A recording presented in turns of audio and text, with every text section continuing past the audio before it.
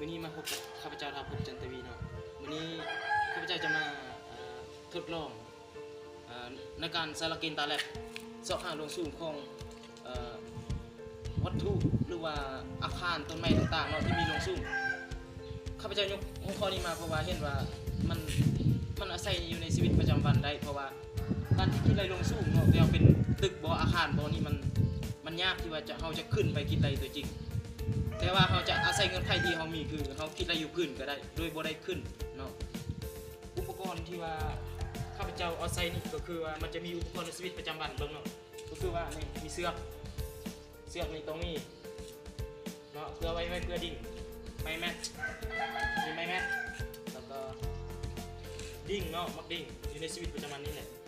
อันนี้โคตรเอ็มร้อยนี่ก็ใช้เป็นดิ่งได้เนาะมีดิ่ง2ก้อนจริงๆถ้ามีดิ่ง2ก้อนจะเอาดิ่งเลยแต่มีดิ่ง2ก้อนว่าสั้นก็สามารถเอาคนหินได้จากนั้นที่คาดบ่ได้ก็คือแสงเลเซอร์ผมจะเอาแสงเลเซอร์มาเราจะอธิบายว่าใส่เดี๋ยวใด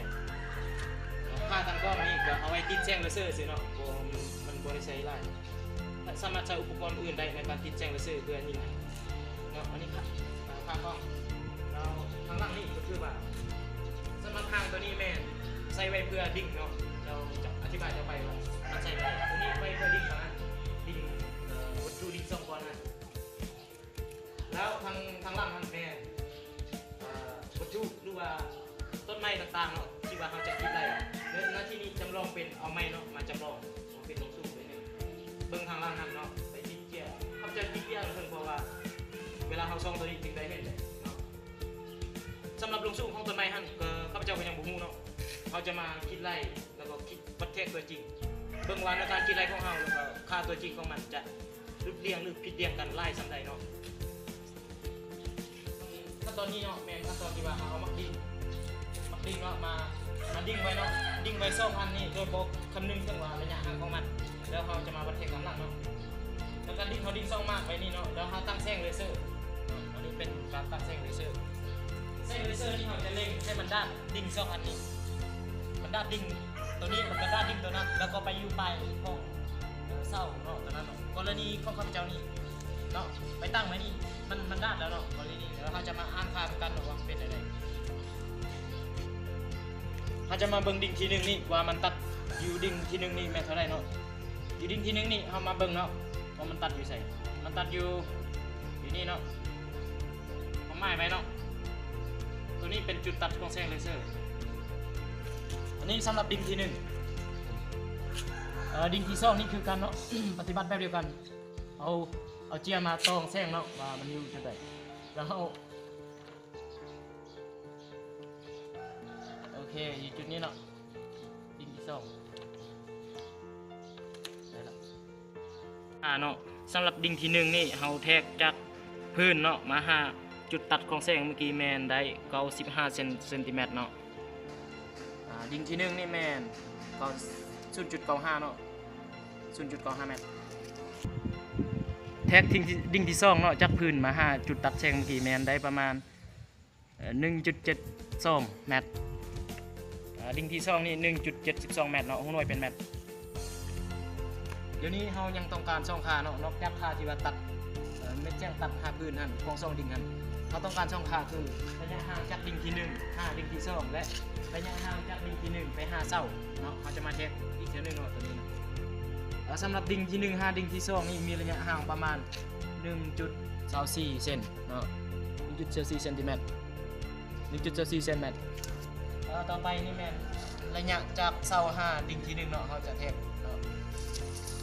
ระยะจากเสาหาดิ่งที่1จะเทค2เทื่อเนาะอยู่นี่ประมาณ4 เมตรเนาะจุดนี้นะประมาณ4 เมตรแล้วหลังจากนั้นเราจะต่อจากจุดหมายเมื่อกี้เนาะมาหาดิ่งที่1เนาะเราจะมาอ่านค่ามันอยู่นี่มีประมาณเมตร2 เมตรกับ55เนาะเขาบวกตัวเก่าเมื่อกี้สรุประยะทางจากดิ่งที่1หาเสาหันประมาณ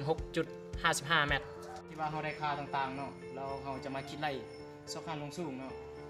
โดยที่ว่าตามหลักเกณฑ์ตอนแรกเขามีเส้น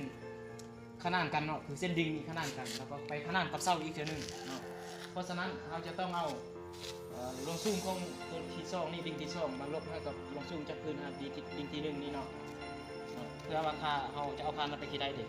1.72 เนาะเขาจะเอามาลบ 0.95 ได้ 0.77 แมตต์หมายความว่าลงสูงจากนี่ถ้า0.95 ขึ้นไปนี่มัน 0.17 แมตต์แล้วเนาะอันนี้เป็นค่าหนึ่งเมื่อเขาได้ค่าต่างๆแล้วเขาจะมาใส่สูตรหลักเกณฑ์ตาแลบเข้ามาโอเคเนาะเราจะมาสังเกตหลักเกณฑ์ตาแลบเนาะโดยเอาค่าไปแทนใส่เลย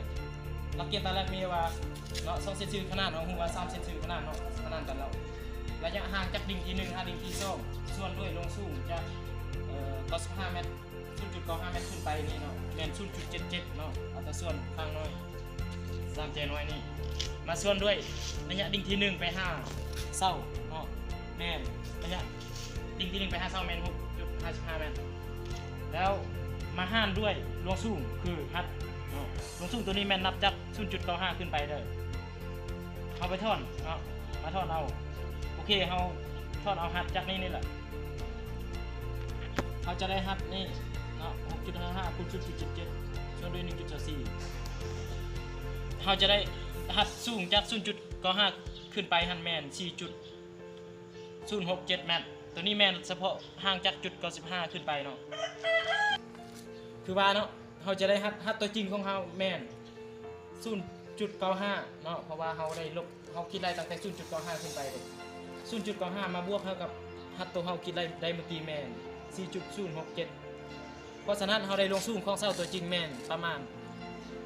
5.0178 แล้ววันนี้เขาจะมาแทกเบิ่งในตัวจริงเนาะอันนี้ก็ยังบ่ได้แทกเนาะเอาไปแทกเบิ่งตัวจริงว่ามันมีค่าผิดเรียงกันซ้ำได้จากการคิดไรลักษณะนี้เราจะให้ทุกคนเห็นว่าเขาสามารถไปนำใส่ได้ถ้ามันบ่มีค่าผิดเรียงหลายเนาะนี่เขาจะมาวัดแทกลงสูงของไม้ตัวจริงเนาะอันนี้แม่นกรณีเขาวัดแทกให้เบิ่งสิเนาะในตัวจริงของโบวัดแทกได้เพื่อว่าไปเบิ่งว่าค่าผิดเรียงในการคิดไรของเขามันหลายซ้ำได้เนาะจะมาเบิ่งเนาะ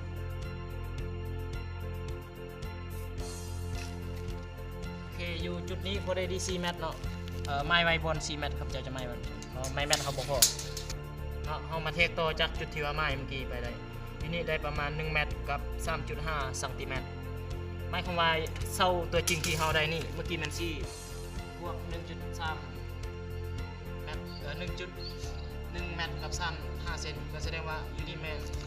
5 เมตรกับ 5.035 เมตรในตัวจริงอันนี้เนาะโอเคเราจะมาสรุปผลการทดลองในครั้งนี้เนาะผลการทดลองเนาะในครั้งนี้เราคิดไรตามหลักการคิดไรเนาะโดยใช้หลักการตาแลบนี่เราเห็นว่าลงสูงที่ว่าเราคิดไรได้แม่น 5.017 เมตรแต่ว่าลงสูงของต้นไม้ตัวจริงเนาะถ้าเราวัดได้นี่แม่นบ่แม่นถ้าเราวัดได้ตัวจริงแล้วแม่น 5.03 เมตรเนาะอันนี้แม่นตัวจริงอันนี้แม่นหัดที่คิดไรเห็นว่าสองค่านี้บ่มีความแตกต่างกันหลายเราจะมาเบิ่งค่าผิดเรียงของมันดีค่าผิดเรียงของมันนี่แม่นอยู่ที่